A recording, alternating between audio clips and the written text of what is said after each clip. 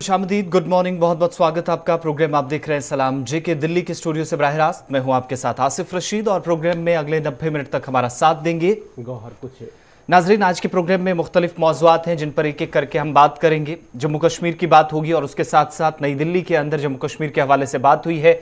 तफसीलात थोड़ी देर में आपके सामने रखेंगे। जम्मू कश्मीर के अंदर सिक्योरिटी फोर्सेस की कार्रवाइयां इस वक्त भी जारी है।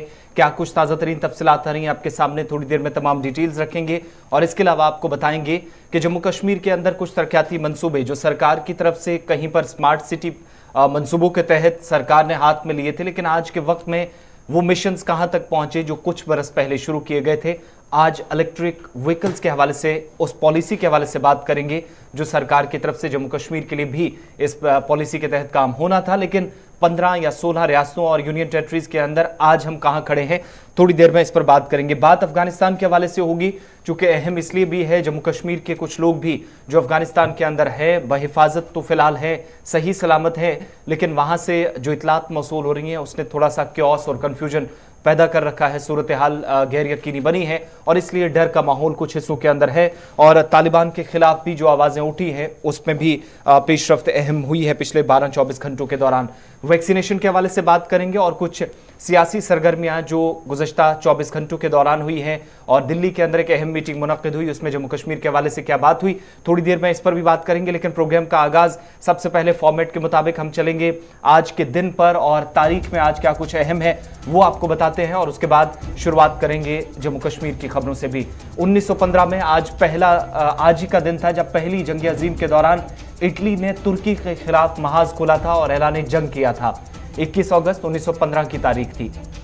1959 में हवाई अमेरिका का 50वां सूबा बना, आज ही का दिन। कल हमने आपको बताया था कि वॉशिंगटन समेत दीगर हिस्से जो अमेरिका का एक एक करके यूनाइटेड स्टेट्स ऑफ अमेरिका जिसको कहते हैं, उनमें हवाई आज के दिन यानी 21 अगस्त को साल 1959 में शामिल किया गया था। साल 2005 में बांग्लादेश और भारत के दरमियान जंगबंदी मुआहिदा हुआ। 4096 किलोमीटर तवील जो दोनों के दरमियान जो बॉर्डर शेयर करते हैं भारत और बांग्लादेश, वहां पर किसी तरह की गैर यकीनी सूरत हाल पैदा ना हो, जंगबंदी पर, इस मुआहिदे पर अमल दरामद के लिए आज के दिन बात हुई और बाज़ाब्ता उस पर सिग्नेचर भी हुए 2005 में आज ही के दिन। इसके अलावा साल 2006 का दिन भारत के लिए अहम दिन भी है, लेकिन अच्छा नहीं, चूंकि शहनाई के शहनशाह कहलाने वाले और भारत रत्न उस्ताद बिस्मिल्लाह खान आज ही के दिन इंतकाल कर गए थे। साल 2006 में 15वीं बरसी आज उनकी है। साल 2008 का जम्मू कश्मीर के एतबार से काफ़ी अहम रहा आज की तारीख, चूंकि श्रीनगर मुजफ्फराबाद जो कारवान अमन बस सर्विस थी वो दोबारा शुरू हुई थी। दोबारा इसलिए मैं कह रहा हूँ चूंकि डॉक्टर मनमोहन सिंह के होते हुए अप्रैल 7, 2005 को इसकी शुरुआत हुई थी श्रीनगर मुजफ्फराबाद, जिसे हरी झंडी दिखाई गई थी। तो उसके बाद बीच में कुछ ऐसे हालात बने, रोक दिया गया, लेकिन साल 2008 में आज ही का दिन था जब दोबारा इस सर्विस को शुरू किया गया। और दूसरी तरफ रास्ते खुले थे लाहौर और दिल्ली बस सर्विस के लिए भी आज ही के दिन, वो भी साथ साथ चल रही थी। साल 2008 में आज ही का दिन था भारत ने चांद मिशन पर नासा के साथ हाथ मिलाया था और मून मिशन पर मजीद आगे भारत बढ़ा था। ये तमाम वो चीज़ें जो आज के दिन से के हवाले से थी। अहम आज का दिन क्यों था ये आप तक तफसीलात पहुंचाना ज़रूरी थी। इससे पहले कि हम ऑल पार्टी मीटिंग तरफ चलें, थोड़ी देर में डिटेल्स आपके सामने रखेंगे और ख़ास मेहमान हमारे साथ ज्वाइन करेंगे, लेकिन उससे पहले शुरुआत ज़रा जनूबी कश्मीर से करते हैं, चूँकि सिक्योरिटी फोर्सेज और मिलिटेंटों के बीच एनकाउंटर में 3 मिलिटेंट इस वक्त हलाक हुए हैं। गौहर तफसीलात के साथ। शुक्रिया आसिफ। तो सबसे पहले बात करते हैं जनूबी कश्मीर के त्राल नागवेरन इलाके की, जहां पर फोर्सेस और मिलिटेंटों के दरमियान झड़प में 3 मिलिटेंट हलाक हो चुके हैं। पुलिस ज़राए का कहना है कि गुज़श्ता रात ही जो है वहां पर मिलिटेंटों की एक मौजूदगी की एक मुसद्दिका इत्तला मिली थी, जिसके बाद ही फौज, CRPF और SOG ने मुश्तरका तौर पर इलाके का, पूरे इलाका की, नागवेरन इलाका है, जंगल इलाका है, वहां पर फोर्सेज ने सर्च ऑपरेशन शुरू किया। और आज अल सुबह जब वहां पर गोलियों का तबादला हुआ, जिसके नतीजे में 3 बताया जाता है कि जैश मोहम्मद नामी मिलिटेंट तंजीम से वाबस्ता 3 मिलिटेंटों की हलाकत हुई है। अभी तक जो है वहां पर सर्च ऑपरेशन लगातार चल रहा है। ये नागवेरन का इलाका है जहां पर फोर्सेस और मिलिटेंटों के दरमियान झड़प में 3 मिलिटेंट हलाक हो चुके हैं, उनसे हथियार भी बरामद हुआ है और साथ ही साथ ये भी बताया जाता है कि वहां पर मजीद कुछ हो सकते हैं, लेकिन फिलहाल सर्च ऑपरेशन वहां पर जारी है। बिल्कुल, नागवेरन का इलाका सयाहती मकाम है और वो मकाम जहां पर पिछले महीने भी आपको याद होगा कि सिक्योरिटी फोर्सेज और मिलिटेंटों के बीच उस वक्त झड़प हुई थी जब इस इलाके के अंदर मूवमेंट देखी गई थी मिलिटेंट्स की। उसके बाद सर्च ऑपरेशन शुरू हुआ और सर्च ऑपरेशन देखते ही देखते कुछ घंटों बाद एनकाउंटर में तब्दील हुआ था। 2 से 3 मिलिटेंट्स उस वक्त भी मौजूद थे, इतलात मिली थी, 2 को हलाक किया गया था।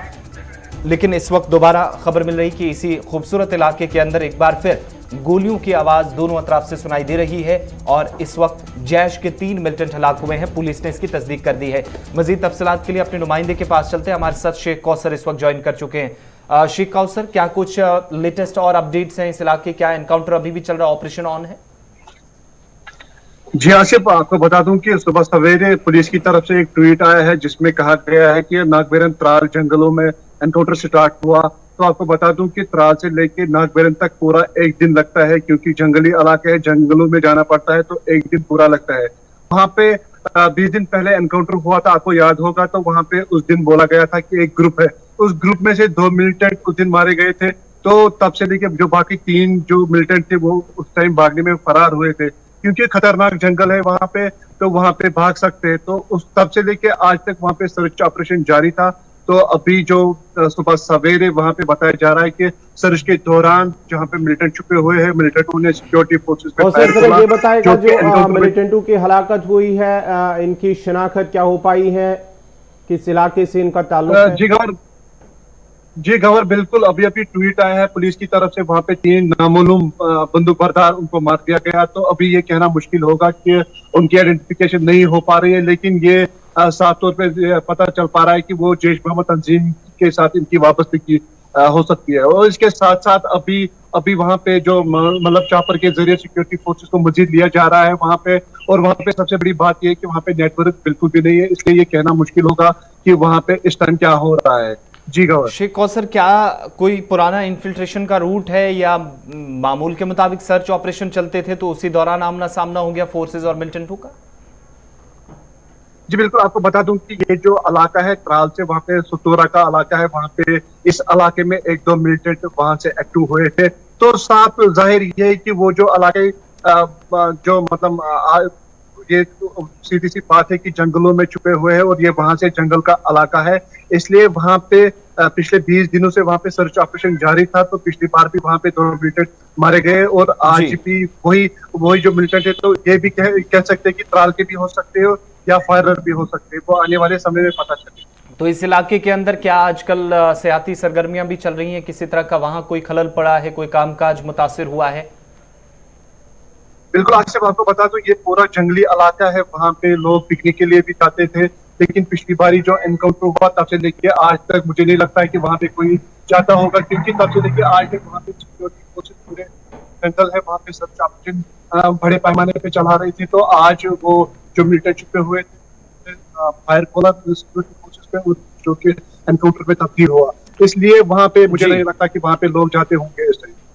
बहुत बहुत शुक्रिया तफसीलात फराहम करने के लिए। तस्वीरें भी साथ साथ उस मकाम की आप देख रहे हैं जहां पर एनकाउंटर हुआ है।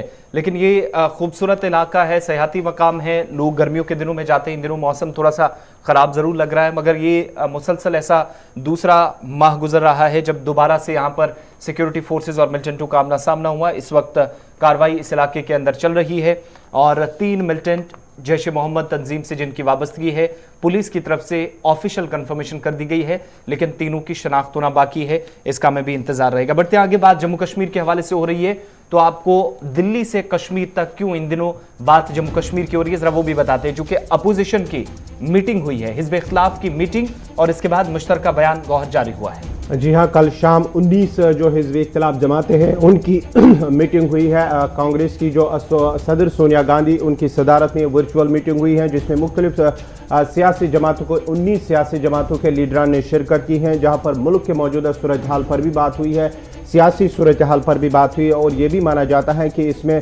साल 2024 के जो आम इंतखाबात है उस पर भी बात हुई है। और जोर दिया गया है, जब कल ये बयान सामने आया है वहाँ पर सोनिया गांधी की जानिब से इस वर्चुअल मीटिंग में सभी पार्टी लीडरान पर जोर दिया गया है कि आम इंतखाबात के लिए उन्हें मुत्तहिद होना है। अगर बीजेपी को सियासी तौर पर जो जंग उनके साथ लड़ी जा रही है, वो जो 19 हिज़्ब इख्तिलाफ की जमातें हैं उन्हें मुत्तहिद होकर लड़ना ही होगा। और साथ ही साथ जम्मू कश्मीर पर भी बात हुई है। जम्मू कश्मीर की मौजूदा सियासी सूरत हाल पर भी बात हुई है। जम्मू कश्मीर में जो रियासत स्टेटहुड का दर्जा बहाल करने पर भी जोर दिया गया और साथ ही साथ जो है सियासी कैदी मुख्तलिफ जेलों में बंद है उनकी रिहाई का भी मुतालबा किया गया है। इस बीच आपको बताएं कि मुख्तलिफ मामलात ज़ेर बहस आए। कांग्रेस की बुरी सदर सोनिया गांधी की तरफ से जो इनिशियल रिमार्क्स दिए गए उसमें भी उन्होंने साल 2024 के लिए अब कमर कसनी है, ये भी एक मुद्दा और मकसद ज़रूर था इस मीटिंग का। लेकिन दूसरी तरफ जम्मू कश्मीर के हवाले से बात हुई। सियासी कैदियों को 5 अगस्त के बाद जिनकी रिहाई मुमकिन नहीं हो पाई उनको भी रिहा करने की मांग की गई। और साथ ही शरीयत तरमीमी कानून जब मुल्क के अंदर इंट्रोड्यूस करवाने की बात हुई थी, ऐवान के अंदर बात चल रही थी, तो ऐवान के बाहर भी काफ़ी हंगामा हमने देखा था। एहतजाज काफ़ी जोर पकड़ रहे थे और बड़े पैमाने पर गिरफ्तारियां मलमलाई गई थी। सोशल एक्टिविस्ट थे, सियासी लीडरान थे, मुख्तलिफ एनजीओ से वाबस्ता लोग थे और बाकी कारकुन तलबा की एक बड़ी तादाद थी। उन सभी लोगों को भी रिहा करने की मांग की गई है और सभी पार्टियां कुल मिलाकर 19 जमातों के जो सरकर्दा लीडरान हैं वर्चुअल मीटिंग में शिरकत कर रहे थे। हमारे साथ इसी पर मजीद बात करने के लिए कांग्रेस के सीनियर लीडर सलमान निजामी साहब हैं। बहुत शुक्रिया निजामी साहब ज्वाइन करने के लिए प्रोग्राम सलाम जके में। खैर मकदम आपका। कुल मिलाकर इस मीटिंग का खदोखाल क्या है? साल 2024 के लिए मुकम्मल तौर पर कमर कसने के लिए एक मकसद वो माने मीटिंग का, या फिर ये शायद देखने के लिए, परखने के लिए कि कितनी जमातें आज के वक्त में भी मुत्तहिद हो सकती हैं, जिन सभी को वर्चुअल मीटिंग में बुलाया गया था सोनिया गांधी की तरफ से? देखिए, मुल्क भर में जो माहौल बना हुआ इस वक्त, चाहे कश्मीर से हो चाहे मिजोरम हो, सड़कों पे आपने देखा खून ही खून नजर आ रहा है। और चाहे हमारे किसान हो, चाहे प्राइस राइज हो, चाहे नेबरिंग कंट्रीज के साथ ताल्लुकात हो, तो मुल्क में जो है हालात बेहतर नहीं है। इसलिए भाजपा जो कम्युनल कार्ड हमेशा हिंदू और मुसलमान का खेलती है इलेक्शन को जीतने के लिए, उसको रोकने के लिए तमाम जितनी भी अपोजिशन तंजीमें हैं उनको एक होने की जरूरत थी। और ये शुरुआत जो है सोनिया गांधी जी ने की है, उसमें गुलाम नबी आजाद साहब भी शामिल हैं। और यही मकसद है कि किस तरीके से इन तंजीमों को रोका जाए और मुल्क के हालात को सुधारा जाए। हार जीत चलती रहती है, लेकिन जिस तरीके से हमारे मुल्क के हालात हैं आज, आप देखिए नेबरिंग कंट्रीज हैं, आप हमारा चाइना देखिए, चाइना अभी भी लद्दाख में घुसा है, पीछे हटने का नाम नहीं ले रहा। इधर से अफगानिस्तान के साथ ताल्लुकात हमारे ठीक नहीं है, ट्रेड हमारा बंद हुआ है जब से तालिबान ने वहां सदारत जो है वहां ली है। और उसके बाद जो है हमारे भूटान हो, श्रीलंका हो, पाकिस्तान के साथ भी हमारे ताल्लुकात ठीक नहीं है। हर रोज हम सुनते हैं कश्मीर में कोई ना कोई मिलिटेंट अटैक होता है, चाहे सिविलियन हो चाहे सिक्योरिटी फोर्सेस के एहलकार हो, वो शहीद होते हैं।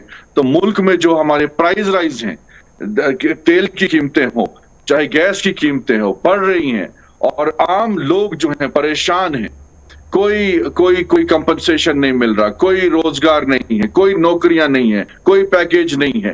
खासकर मैं जम्मू कश्मीर की बात करूंगा, जो वादे किए थे आर्टिकल 370 को हटाने के बाद मिलिटेंसी जो है कम होगी, आज भी आप देख रहे हैं, आज आप खुद चैनल में दिखा रहे हैं, अभी भी एक एनकाउंटर हो रहा है कश्मीर में। और हालात जो हैं बद से बदतर हुए हैं। इन्होंने वादा किया था कि हम नौकरियां देंगे, कोई नौकरी नहीं मिली 2 सालों में। इन्होंने वादा किया था कि हम रोजगार देंगे, कोई रोजगार नहीं मिला, कोई कंपनसेशन नहीं। हालात जो हैं, जब चाहे जम्मू हो चाहे कश्मीर हो, दोनों खित्ते के लोग जो हैं परेशान हैं। आज आप देखिए पूरे मुल्क में जो हालात पैदा हुए हैं, हमारे किसान 1 साल से सड़कों पे बैठे हैं, अपने हकों की लड़ाई लड़ रहे हैं, लेकिन सरकार टस से मस नहीं हो रही है और फायदा जो है अडानी और अंबानी को मिल रहा है। तो इसलिए अपोजिशन का बैठना जायज है। और इस वक्त जो हालात हैं मुल्क में, इस वक्त मुल्क को बचाने की बात है, इसलिए अपोजिशन पार्टीज का एक होना बहुत लाजमी था। और मैं मुबारकबाद पेश करता हूं सोनिया गांधी जी को कि उन्होंने ये इनिशिएटिव लिया। लेकिन सलमान साहब, पार्टीज के एक होने के बीच हम देख रहे हैं 19 पार्टियों के जो सरकर्दा लीडरान थे मीटिंग का हिस्सा जरूर बने, मगर इन सब के बीच में पिछले 2-3-4 महीनों के दौरान हमने देखा, चाहे वो हमने कांग्रेस लीडरान, सीनियर लीडर्स की स्टेटमेंट्स देखी, वो जरूर कांग्रेस के वाले से आती रही कि कांग्रेस को बचाने के लिए, रिवाइव करने के लिए इलेक्शन जरूरी हैं और कई इकदाम उठाने पर जोर दिया गया। कपिल सिब्बल समेत दीगर लीडरान, जिनमें गुलाम नबी आजाद साहब भी जब प्रोग्राम करते नजर आए तो आवाजें मुख्तलिफ जरूर उठी। कहीं पर ऐसा माना जाए कि ये तमाम चीजें जब आप एक साथ आने की कोशिश कर रहे हैं तो ये इस तरह के बयानात या इस तरह की जो थोड़ी बहुत तल्खियां भी हैं, ये एक बड़ी रुकावट पैदा कर सकती हैं इन फ्यूचर? नहीं, हम जमहूरी मुल्क में रहते हैं और खूबसूरती जो कांग्रेस पार्टी की है वो यही है कि इसमें जमहूरी निजाम को जो है हमने अभी तक कायम रखा है और उसमें हर एक लीडर का हक है कि वो अपनी बात रख सकता है। अगर हमने पीछे हार का सामना किया, कई लीडरान जो हैं जो जमीनी सतह पे काम करते हैं, जम्मू कश्मीर में गुलाम नबी आजाद साहब जो है उनका बहुत बड़ा कंट्रीब्यूशन है, रोल है। तो ऐसे लीडरों ने अगर सलाह दी पार्टी हाईकमांड को कि हमें जो जो गलतियां हमसे हुई है हमें उनको सुधारने की जरूरत है, जो जमीनी सतह पे लीडरान मजबूत हैं उनको सामने लाने की जरूरत है। और यही सलाह मशवरे जो आजाद साहब ने या बाकी लीडरान ने दिए उनको एक्सेप्ट भी किया। उन्होंने कहा कि पार्टी प्रेसिडेंट के इलेक्शन होने चाहिए और उसको सोनिया गांधी जी ने एक्सेप्ट किया कि हाँ होंगे। और जहां जहां हमने हार का सामना किया, किस तरीके से आगे कांग्रेस पार्टी मजबूत होगी और किस तरीके से अपोजिशन को यूनाइट किया जाएगा। आपने देखा होगा किस तरीके से गुलाम नबी आजाद साहब एज लीडर ऑफ अपोजिशन जो है पूरी मजबूती के साथ लड़ते थे, हर मुद्दे को पार्लियामेंट में उठाते थे, चाहे जम्मू कश्मीर हो, चाहे हिंदुस्तान का कोई भी मुद्दा हो। और यही कांग्रेस की डेमोक्रेसी की खूबसूरती है कि लीडरान की बात को अप्रिशिएट किया जाता है, एक्सेप्ट किया जाता है और सुना जाता है। और जिन लीडरान ने मशवरा दिया, सलाह दी, और आज हकीकत सामने आपके ये है कि उन सलाह मशवरों पे गौर किया गया। और हम भी चाहते हैं कि देश की को सुधारा जाए और देश में हालात जो हैं उनसे लोगों को बाहर निकाला जाए। जो परेशान लोग हैं, चाहे कोविड में इतनी मौतें हुई, अभी भी थर्ड वेव आने वाली है, लेकिन हमारे अस्पतालों में अभी भी जो है मेडिकल इक्विपमेंट्स नहीं है, कई लोग मर गए। और हमें अगर फॉरेन कंट्रीज ने साथ नहीं दिया होता तो हम कहां होते। आपसे जानना चाहेंगे, लोगों के अंदर एतमाद को बहाल करने के लिए कांग्रेस किस तरह के इकदाम उठाना चाहती है, या इस सिलसिले में क्या कांग्रेस किस तरह इकदाम उठाएगी? देखिए, कांग्रेस जो है जमीनी सतह पे लड़ रही है और ये लड़ाई कोई छोटी लड़ाई नहीं है। देखिए, एक तरफ से ऐसी ताकतें हैं जो मुल्क में सिर्फ नफरत फैलाने की कोशिश कर रहे हैं। हर इलेक्शन में इनके पास कोई मुद्दा नहीं होता, इनसे बात करिए कि रोजगार कहाँ है, इनसे बात करिए नौकरियां कहाँ हैं, इनसे बात करिए इंफ्रास्ट्रक्चर कहाँ है, इनसे बात करिए कि तेल की कीमतें कम क्यों नहीं हुई, इनसे बात करिए कि अब गैस की कीमतें कम क्यों नहीं हुई। लेकिन इनके पास मुद्दा सिर्फ होता है हिंदू और मुसलमान के बीच में कैसे नफरत फैलाई जाए।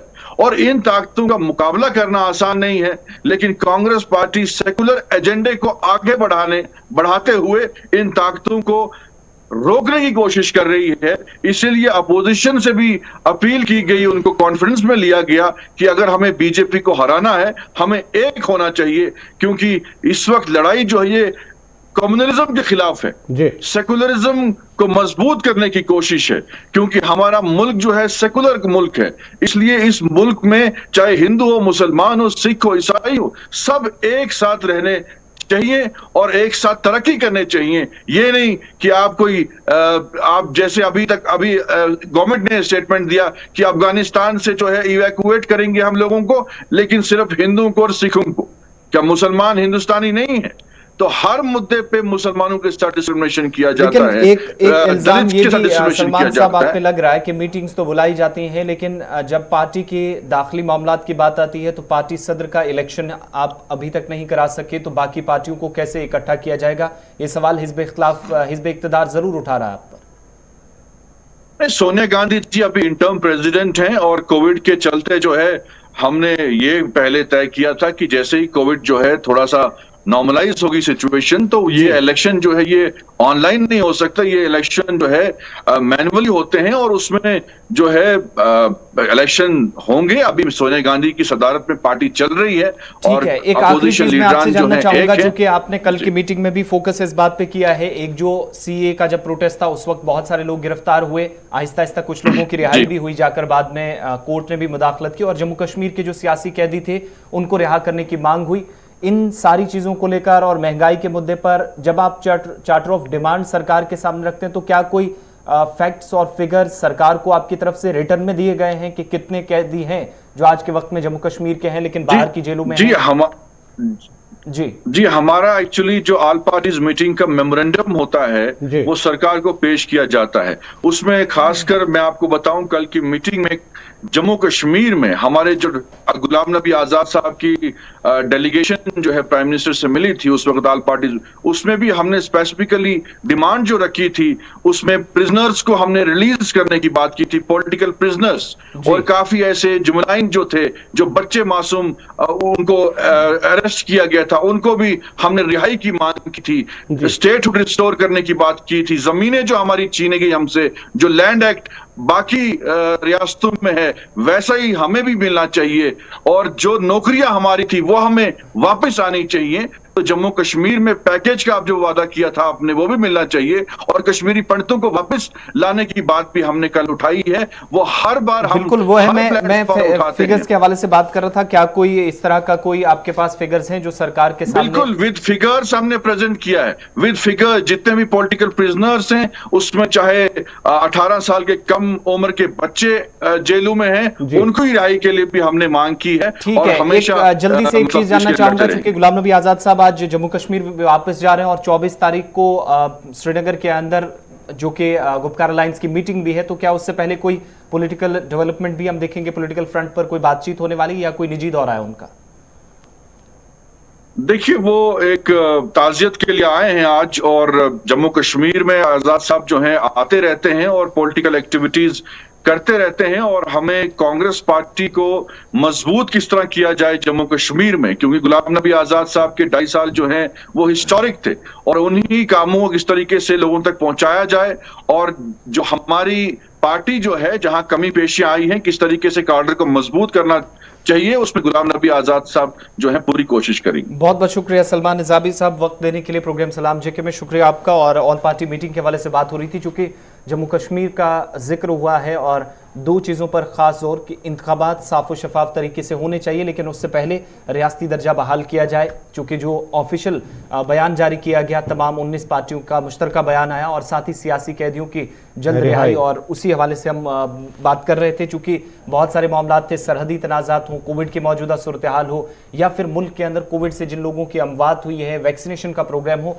तमाम चीज़ें लेकर, और सरकार को हर महाज पर नाकाम करार दिया, जिस पर पलटवार भी बीजेपी की तरफ से किया गया है और बेबुनियाद कुछ इल्जामात को करार दिया गया। लेकिन इन सब के बीच में आज के वक्त में जो मौजूदा सूरत हाल है उस पर भी भारत को तमाम चीज़ें सामने रखते हुए, अपने मफादात को सामने रखते हुए इस वक्त बात करनी होगी। इस बात पर खुसूसन जोर दिया गया। इस पर मज़ीद तफसीलात जैसे जैसे आएंगी आपके सामने रखेंगे, लेकिन बात फटाफट से, चूंकि कल भी आपको बताई थी और आज दोबारा से बता रहे हैं, क्योंकि एक तरफ जहाँ यहाँ मीटिंग्स का सिलसिला दिल्ली के अंदर है, तो श्रीनगर के अंदर भी गौहर मीटिंग्स होने जा रही हैं। जी हाँ, जहाँ दिल्ली के अंदर कल कांग्रेस और 19 जो हिज़्ब इख्तिलाफ की जमात है उनकी मीटिंग हुई है, जम्मू कश्मीर के अंदर भी मीटिंगों का सिलसिला लगातार जारी है, और people's alliance for Gupkar declaration की जानिब से 24 अगस्त को श्रीनगर में एक मीटिंग मुनक्कद हो रही है। डॉक्टर फारूक अब्दुल्ला जो इस अलायंस के सदर, उनकी रिहाइशगाह पर 24 तारीख को ये मीटिंग होने वाली है, जिसमें जम्मू कश्मीर की मौजूदा सियासी सूरत हाल के साथ साथ जो मौजूदा दीगर सिक्योरिटी सूरत हाल हैं, जिस तरह से पिछले कई दिनों से लगातार जनूबी कश्मीर में सियासी कारकुनों को निशाना बनाया जा रहा है, उस पर कहीं ना कहीं बात होगी, और साथ ही साथ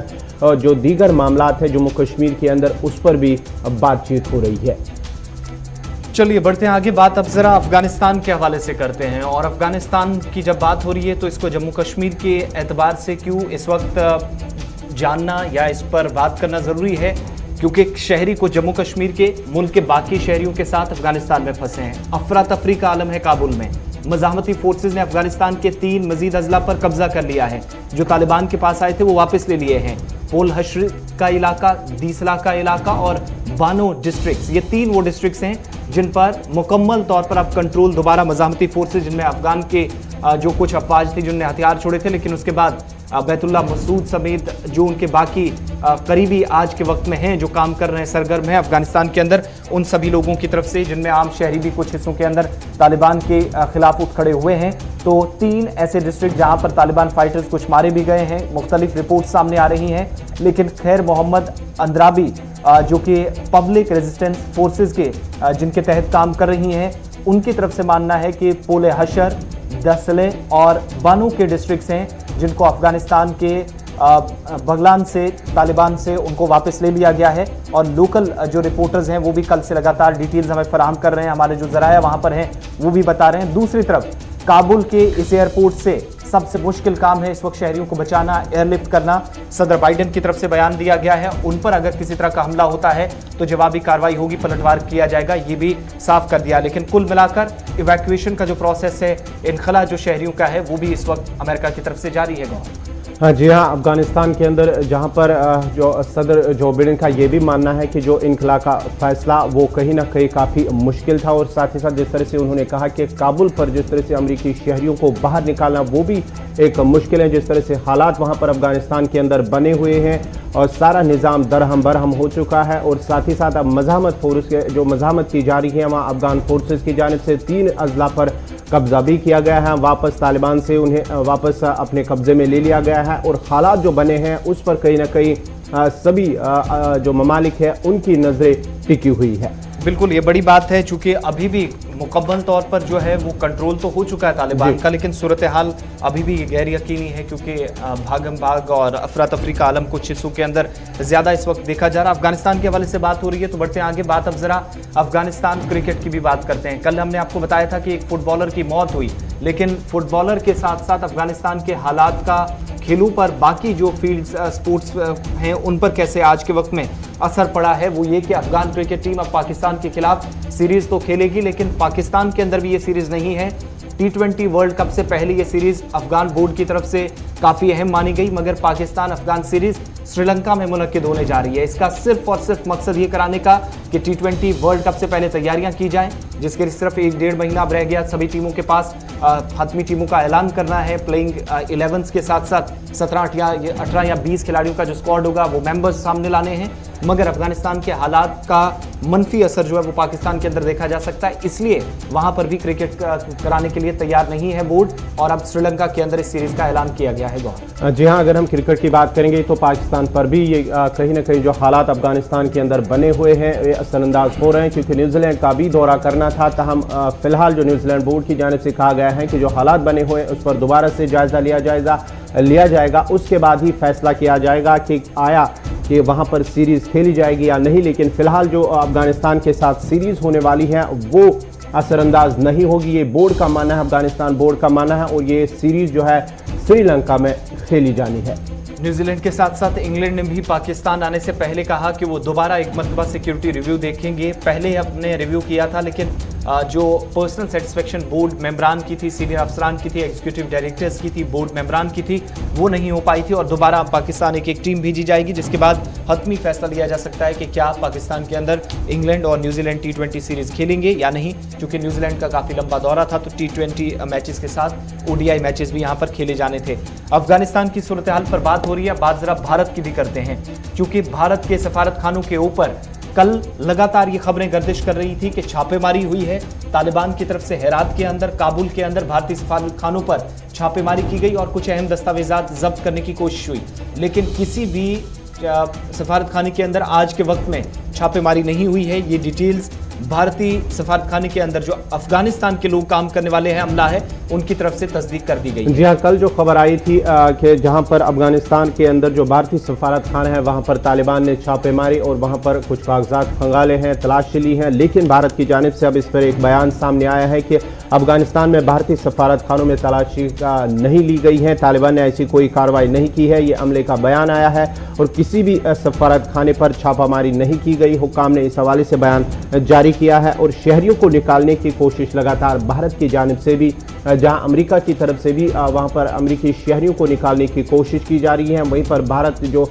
भारतीय शहरी वहां पर मौजूद है उन्हें भी निकालने की भरपूर कोशिशें लगातार जारी है। दो तरह की इतलात मौसूल हो रही थी कि एक तो इंसिडेंट हेरात के और एक कंधार के अंदर जो कॉन्सुलेट्स हैं, भारत का जो अमला यहाँ पर काम कर रहा था वो पहले फरार हो चुका है, ये खबरें दी गई थी, लेकिन उसके बाद किसी भी सफारत खाने पर छापेमारी नहीं हुई। एक तो ये अमले ने साफ कर दिया है, मगर कंधार और हेरात के ये दोनों इलाके हैं जहाँ से शहरियों को तो निकाल लिया गया था, मगर अमला जो लोकल था उसको पहले बुलाया गया था, वो आज के वक्त में भी काम कर रहा है, जिनके काउंसलेट का काम किया गया है, जिस पर तालिबान की तरफ से यकीन दहानी कराई गई थी कि किसी के सफारत खाने को कोई नुकसान नहीं होगा, लिहाजा इस तरह की कोई कार्रवाई शायद आज के वक्त में भी अमल में नहीं लाई गई, जिसकी तस्दीक वहां मौजूद अमले ने की है। कहीं पर भी पूरे जो फॉरेन मिशंस हैं अफगानिस्तान के अंदर, जो अब तक मिशन का हिस्सा थे, उन लोगों को निकाल लिया गया है। जो फॉरेनर्स थे यानी हिंदुस्तान के लोगों को वापस लाना था। कंधार और मज़ार शरीफ के अंदर जो काउंसलेट्स थे वहाँ पर तालिबान फाइटर्स की तरफ से छापेमारी की गई, वहाँ भी तलाशी ली गई, लेकिन इस खबर को मुकम्मल तौर पर गलत और बेबुनियाद करार देते हुए अमले की तरफ से इसकी तरदीद की गई है। अब जरा जम्मू कश्मीर की तरफ आते हैं। चूंकि अफगानिस्तान की सारी सूरत हाल का असर जम्मू कश्मीर के ऊपर भी कुछ लोगों पर पड़ा है। जो हमने देखा कि कुछ शहरी जो मुल्क के बाकी शहरियों की तरह कामकाज की गर्ज से, तालीम की गर्ज से, तदरीसी निज़ाम के लिए गए थे, वो लोग आज के वक्त में, एक तो हमने डॉक्टर आशिक का नाम पहले आपके सामने रखा था और दूसरा नाम डॉक्टर आसिफ का था, और मुसलसल उनके साथ राब्ते मीडिया नुमाइंदों की तरफ से की जा रहे हैं। घर वालों से ज़रूर बात हो रही है लेकिन खौफ का माहौल है। और कायमो कुलगाम की ये फैमिली, डॉक्टर आसिफ जो कि कंधार बल्कि काबुल के अंदर यूनिवर्सिटी के अंदर आज के वक्त में पढ़ा रहे थे, लेकिन परेशानी अब ये आई है कि वापसी का कोई रास्ता फिलहाल नज़र नहीं आ रहा है। फैमिली मेंबर्स ने लेफ्टिनेंट गवर्नर जम्मू कश्मीर से पहले रब्ता किया तो उन्होंने जो वजारत खारजा के तर्जुमान हैं उनसे लेकर जो हाई लेवल के ऑफिशियल्स हैं सबसे बात की, वी मुरलीधरन से बात की, और ये भी साफ तौर पर कहा कि आज के वक्त में अभी जब हालात गैर यकीनी बने हुए हैं, इसमें किसी तरह का नुकसान डॉक्टर आसिफ या उनकी कोई फैमिली को नहीं है। कुल मिलाकर 3 लोग थे, 2 मर्द और 1 खातून इनमें शामिल थी। डॉक्टर आसिफ के बाकी जो करीबी थे वो भी बताया जा रहा था कि अफगानिस्तान के अंदर है, लेकिन डॉक्टर आसिफ से आज सुबह सुबह जम्मू कश्मीर स्टूडेंट एसोसिएशन के तर्जुमान की तरफ से, जो कौमी तर्जुमान है नासिर खुमैनी, उनकी तरफ से बात की गई है और उनने एक जो वीडियो है हमारे साथ शेयर किया है वो आपको ज़रा सुनाते हैं। चूँकि आज के वक्त में डॉक्टर आसिफ अभी भी जो डिटेल्स मिल पाई हैं, ताज़ा तरीन तफसीलात, उनके मुताबिक वो काबुल एयरपोर्ट के बाहर हैं, लेकिन रास्ता फिलहाल कोई नज़र नहीं आ रहा क्योंकि क्योस बहुत ज़बरदस्त है, इसलिए अभी भी वो इंतज़ार कर रहे हैं और रात भर खड़े रहे। लेकिन सबसे बड़ी परेशानी कि वो किसी ऑफिशियल के साथ रब्ता नहीं कर पा रहे हैं। और डॉक्टर आसिफ की तस्वीर आपके सामने, उनकी बात भी जरा आप खुद सुनिएगा। This is Dr. Mohammad Asif Shah speaking from Kabul. We are outside the airport, Hamid Karzai International Airport. We have been here from we can say midnight, 12 o'clock. We reached here and we have no any official in contact who will allow us or make it possible that we can enter the airport. Nobody inside the airport that who can take us inside the airport. We are 280 people stranded here outside, and the heavy firing is going on.